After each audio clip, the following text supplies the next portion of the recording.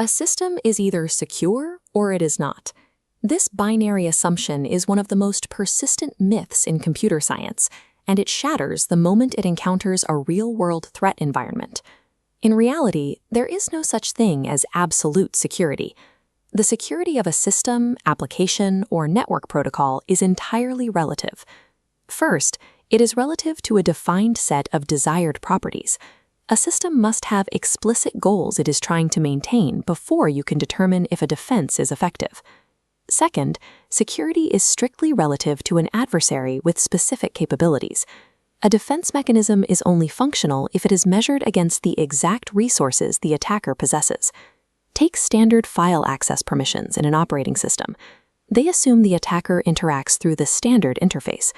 That defense fails entirely if the adversary's capabilities change. If the attacker has physical access to the machine and the capability to boot the operating system from a live CD, those standard file permissions are bypassed completely. The defense remains the same, but the shifting adversary renders it useless. To engineer truly resilient systems, we have to abandon the idea of a binary secure state. Instead, we map goals, mechanisms, and architectural rules into a formal taxonomy. The base tier of our security taxonomy establishes the system goals. These are the specific targets the architecture must guarantee. This foundation rests on 3 distinct pillars, known in information security as the CIA Triad. The C stands for confidentiality. This is the strict avoidance of unauthorized disclosure. It ensures that data is accessible only to allowed entities, while entirely blinding anyone else to its contents.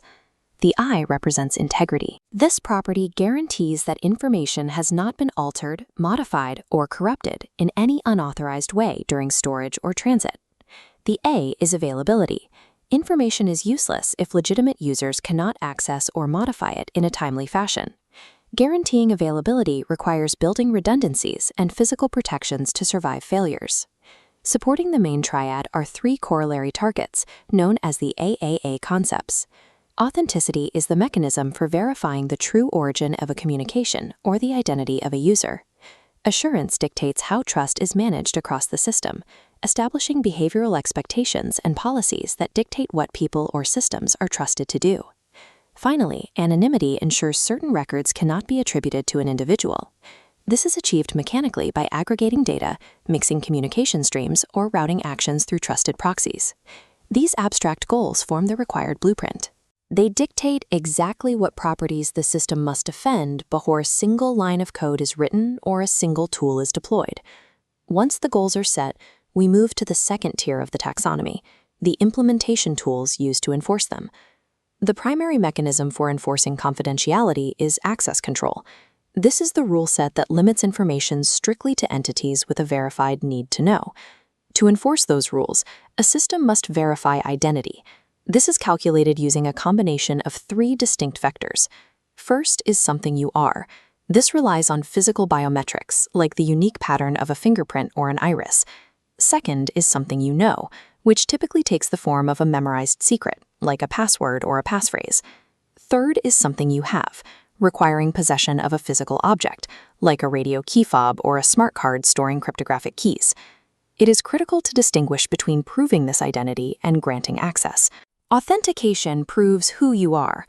Authorization determines if the access control policy actually allows you to touch the requested resources. This image displays a digital certificate, which is the standard tool used to guarantee authenticity and verify identities across a public network. Looking at the specific fields in this certificate, we see how a trusted third party, a certificate authority, digitally signs a cryptographic binding. It locks together a public key and a specific entity, validating in this instance that the server truly belongs to Purdue University. Implementation tools translate theoretical security goals into functional gates, but those gates rely entirely on these verified trust anchors to operate in an open network. The final tier of the taxonomy governs how those tools are arranged. These are the architectural principles, largely defined by the Saltzer and Schroeder design rules. The first principle is fail-safe defaults. A system's baseline configuration must utilize a conservative protection scheme. When a new user is added, they should default to having minimal access rights. Historically, systems often prioritized usability over this principle. Early web browsers, for example, defaulted to allowing the automatic execution of code downloaded from a server, a permissive default that led to massive vulnerability. The next principle is complete mediation. This dictates that every single attempt to access a resource must be explicitly checked against the protection scheme. System architects are often tempted to cache authorization results to speed up performance. This violates complete mediation. Permissions can change mid-session. An online banking session might time out after 15 minutes. If the system uses an old cache ticket, it grants access to a session that should be dead. The principle of open design states that the security architecture of a system should be publicly available for intense scrutiny by multiple parties. True security relies solely on keeping cryptographic keys secret, never the algorithm itself. The alternative approach, security by obscurity, has a consistent historical record of failure.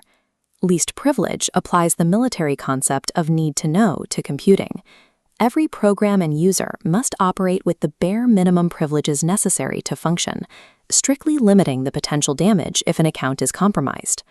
Finally, least common mechanism dictates that resources shared between multiple users should be strictly minimized.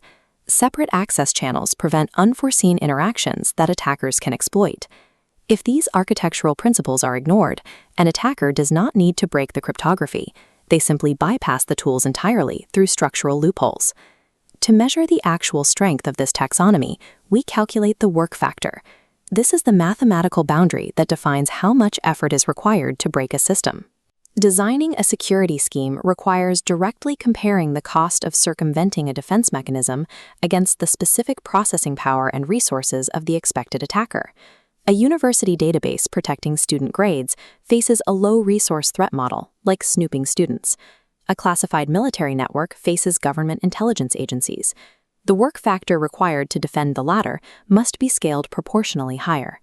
We can see how the work factor scales by applying it to password combinatorics. A fixed 6-symbol password, using only numbers, gives an attacker 10 possible choices per slot. 10 to the 6th power yields exactly 1 million possible combinations. If we expand the pool of available characters by adding both upper and lowercase letters, the base number becomes 52. The total combinations jump to 19.7 billion. Adding the 32 standard special characters pushes the available pool to 94 practical symbols.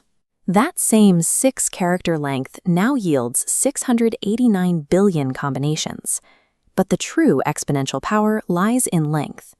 Expanding that 94-character pool from a 6-character password to a 9-character password yields over 572 quadrillion combinations.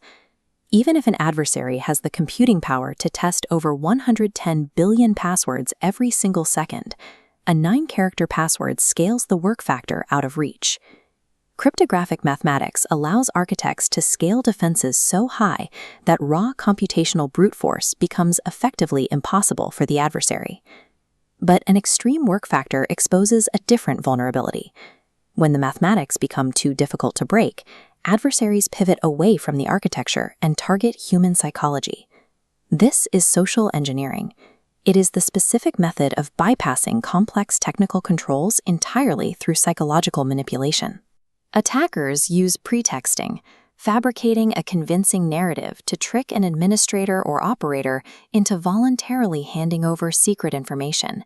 They use baiting, offering a deceptive gift, like a malicious flash drive labeled payroll, to force a target into performing an insecure action on the network. They execute quid pro quo attacks, offering a service like fake IT support, with the expectation of receiving restricted access in return. Because human vulnerability bypasses mathematical defense, system architects must adhere to the final design principle, psychological acceptability. Security interfaces must be intuitive. The settings, requirements, and rules must align seamlessly with what an ordinary user expects to do their job. True security engineering requires balancing cryptographic rigor with human usability. If a system's taxonomy is mathematically flawless but too complex to operate, the frustrated user simply circumvents it, becoming the ultimate backdoor and collapsing the defense from the inside.